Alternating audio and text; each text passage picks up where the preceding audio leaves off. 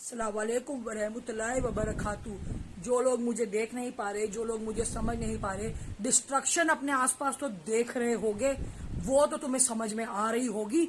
चाहे तुम्हारे परिवार पे हो रही हो, चाहे तुम्हारे देश में हो रही हो, तुम्हारे डिस्ट्रिक्ट में हो रही हो, तुम्हारी गली में हो रही हो, तुम्हारे अंदर हो रही हो, तुम्हारे बाहर हो रही हो, जो मेरे और मेरे पिता द्वारा की जा रही है तबाही, विनाश विनाश विनाश, मेरा बदला तेरा विनाश, वो तो तुम्हें दिख रहा होगा। मुझे तो तुम समझ नहीं सकते, मुझे ना तुम देख सकते हो, बड़े बड़े योगीज भी नहीं देख सकते, भटके हुए हैं सब लोग।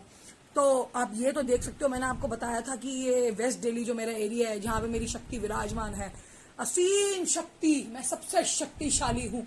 मैं सबसे शक्तिशाली इसलिए हूँ क्योंकि मेरे गुरु जो मुझसे पहले भी आए, वो भी जब शिव के अवतार थे, पानी के पास रहते थे, हिमालय के पास रहते थे। हिमालय के पास क्योंकि शिव की शक्ति इतनी होती है, रुद्र अवतार, इतना लाल होता है उसका मुंह, अंगार अंगार वाली शक्ति होती है उसकी, कि उसके पास हमेशा कोई ना कोई पानी का स्तोत्र रहता है। कहते हैं जहां लिंगम होता है वहां गंगा रहती है। जितने भी आए बाबास बूबूस कहाँ रहते हैं? ये हिमालय में। कभी दिल्ली में सुना आपने? तो मैंने ये सोचा, मेरे गुरु जो मेरे से पहले थे महाअवतार बाबा जी, चाहे ये शरीर लेते हैं, हर जगह अपना प्रचार करते हैं, जो भी अपनी नॉलेज फैलाते हैं, इनिशिएट करते हैं, लोगों को ज्ञान देते हैं, मुक्ति मोक्ष प्रदान करते हैं, कुछ भी, बट ये कहा हिमालय में ही। कभी दिल्ली में सुना आपने?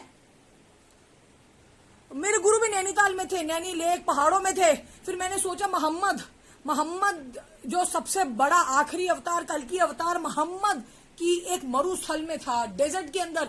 तो मुझे भी इसलिए ऐसी जगह पे रखा जा रहा है कि एक तो टेम्परेचर इतना हाई और ऊपर से दिल्ली जैसी जगह में मुझे रखा जा रहा है।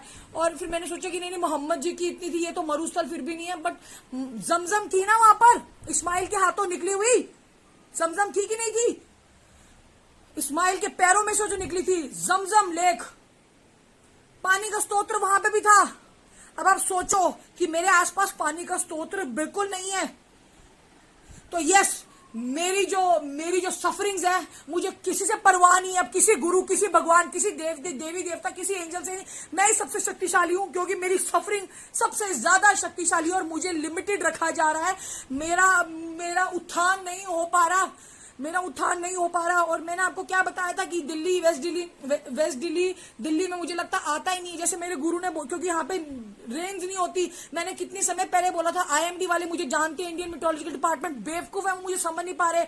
मैंने नेपाल अर्थक्वेक से पहले ही बता दिया था, लूनर हैलो देख के। लूनर हैलो मैंने जनवरी में देखा था और उनको बोला था कि कोई बड़ी घटना होने वाली है, और उसके बाद ही नेपाल अर्थक्वेक आया। बेवकूफ है लोग, इतना सब कुछ बताने के बाद ही पहचान। मेरे को क्या चाहिए? मुझे तो बस ये चाहिए कि जो मेरी वार्निंग्स है, पे हीट टू हिट, ला इलाहा इल्लल्लाह बोल दो। अगर आज अब समय खत्म हो चुका है कुछ भी जागृत करने का, सरेंडर करने का भी।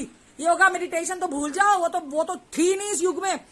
कलयुग में अच्छी चीज और बुरी चीज आपको बता दूं, कलयुग में अच्छी चीज होती है कि भाई जो सारे युगों में तप शप करना पड़ता है, कलयुग में जी खाली मंत्र बोलने से, जी मंत्र जब से हो जाता है कल्याण। तो कलयुग, अगर ये अच्छी चीज है तो बुरी चीज आपको बता दूं, अगर तप वगैरह करने से दूसरे युगों में, सत्य त्रेता द्वापर में अगर होता था कि बड़ा तपस्या करने से, लाखों वर्ष तपस्या करने से भगवान प्राप्त होते थे, तो कलयुग में जो बैड पॉइंट है वो ये है कि अगर मंत्र जप करने से आपको वही शक्ति मिल सकती है, तो कलयुग में ये है कि इतना ज्यादा इग्नोरेंस होगा कि आपके सामने ईश्वर होंगे, शरीर में भगवान शिव होंगे, कोई भी होगा अवतार, आप उसको पहचान नहीं पाओगे। तो वही जो लाखों वर्ष तपस्या करने से जो मिलते हैं, वो एक जप करने से भी आपके सामने होंगे। क्योंकि इसलिए कलयुग में जो मेन चीज है बिलीफ, कलयुग में भक्ति पक्ति शक्ति कुछ काम नहीं आएगा, चैरिटी कुछ काम नहीं, बिलीफ। एक बंदा है जो एक जमादार है, जिसके पास ना भक्ति का टाइम है, जिसको ना भक्ति की समझ है, अगर वो मेरे में विश्वास रखता है, मेरी बातों में विश्वास रखता है, तो वो स्वर्ग चढ़ेगा। ना कि आप कोई ब्राह्मण, कोई बड़ा सदगुरु, कोई बड़ा ये, कोई बड़ा सिद्ध, कोई बड़ा समाधि लेने वाला, वो नहीं चढ़ेगा। ये जितने भक्ति वाले होंगे, स्पिरिचुअल जो होंगे, वो लोग उतने अहंकार में होंगे। स्वामी योगानंद ने अपनी बुक में भी लिखा हुआ है कि हम जब लोग यहाँ पे तपस्या करते हैं हायर हिमालय जाने के लिए ऊपर स्वर्ग में, तो देवी देवता इंद्र को प्रॉब्लम हो जाती है। फिर ये चाहते ही नहीं है स्पिरिचुअल बीइंग की कोई भी इंसान ऊपर आए, बड़ा मुश्किल है ऊपर चढ़ना। तो इसलिए मैंने आपको बताया था ना कि वेस्ट दिल्ली में क्यों नहीं आता। अभी देखो मेरी बात प्रूव हो गई, आर्टिकल आ गया, आप मेरे ट्विटर इलॉन वर्सेस कल्कि में देख लो, मैंने सारी चीजें शेयर करी हैं कि दिल्ली में लोग कह रहे हैं वेस्ट दिल्ली में रेंज क्यों नहीं हो रही। सब जगह रेन हो रही है दिल्ली के सारे एरियाज में, एनसीआर में। वेस्ट दिल्ली में क्यों नहीं हो रही? क्योंकि these rains are artificially generated, ये केमिकली जनरेटेड रेन है। इतना बड़े टेम्परेचर में बाहर रेन हो रही है और गर्म टैंकी का पानी गर्म आ रहा है, ऐसे कैसे पॉसिबल है? 40 डिग्री टेम्परेचर और थंडर स्टॉर्म आ रही है। तो समझो ना बेवकूफो कि जो मेन जो फीचर होता है, पहले लाइटिंग होती है फिर थंडरस्टॉर्म होता है, लाइटिंग थंडरस्टॉर्म साथ होती है। अब थंडरस्टॉर्म थोड़ी आती है, तो खाली लाइटिंग दिखती है, बिकॉज इट आर्टिफिशियली जनरेटेड है। इतने वर्षों से मैंने बोला। तो यस, मेरी शक्ति है विराजमान है वेस्ट दिल्ली में, जनकपुरी में जो मंदिर है हेड़ा खान बाबा का, और वेस्ट दिल्ली विकासपुरी। बाकी मुझे एरिया का कोई लेना देना नहीं है। उसकी वजह से हम यहाँ पे ये मैंने आपको बोला था ना, इनके पास ये साइंस है। अवतार की चेतना साइंटिफिकली प्रूव होती है कि वो कहाँ पर होता है। जैसे स्वामी योगानंद जी ने बोला था, एक बार वो हरिद्वार आए तो वहां पे बाढ़ वगैरह आई थी, बट जब स्वामी योगानंद जिस मंदिर में रुके वहां पे पानी टच भी नहीं कर सका। अवतार की शक्ति होती है कि वहां पर उसके आसपास के एरिया में उसकी शक्ति रहती है विराजमान। जो चक्र होता है, सुदर्शन शील्ड होती है, उससे वो सब प्रोटेक्टेड होता है। तो ये प्रूव हो गया ना। टीवाई ने आर्टिकल लिख दिया कि some parts of the rain, some parts in Delhi rain is not coming, और वेस्ट दिल्ली के बंदों ने लिख दिया कि यहाँ पे कौन रोक रहा है? भाई कल की अवतार रोक रहा है तेरा डैमेज। समझ गया?